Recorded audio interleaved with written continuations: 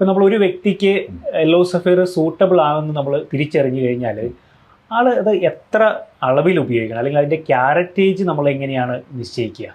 അത് നമ്മൾ ബർത്ത് ചാർട്ടിൽ ഗ്രഹത്തിൻ്റെ സ്ട്രെങ്ത്, വ്യാഴത്തിൻ്റെ സ്ട്രെങ്ത് മനസ്സിലായില്ലേ, പിന്നെ ആളുടെ ഏജ്, ബോഡി വെയ്റ്റും ഒക്കെ അതിനകത്തൊരു പ്രത്യേക ഘടകമാണ്.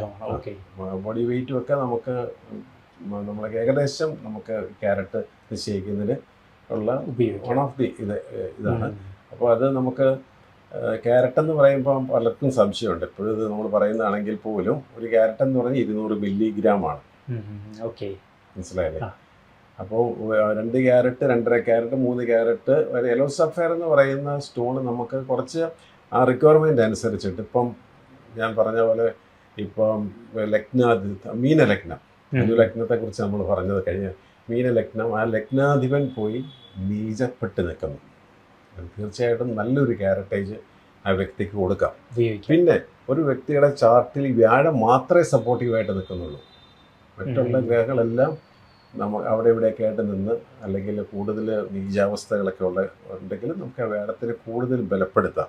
അതിപ്പോൾ നമുക്ക് yellow sapphire 2.5 carrot, 3 carrot, 4 carrot എന്ന് അങ്ങനെ ഒരു ജനറലി പറയാൻ പറ്റത്തില്ല. അതും ഒരു വ്യക്തിയുടെ ഗ്രഹനില അല്ലെങ്കിൽ ബർത്ത് ചാർട്ട് നമ്മൾ കൃത്യമായിട്ട് ചെക്ക് ചെയ്തതിന് ശേഷമാണ് കൊടുക്കുന്നത്. ഇപ്പോൾ കുട്ടികളൊക്കെ ആണെങ്കിൽ നമുക്ക് ഒരുപാട് ക്യാരറ്റേജ് ഒന്നും നമുക്ക് കൊടുക്കേണ്ട ആവശ്യമില്ല.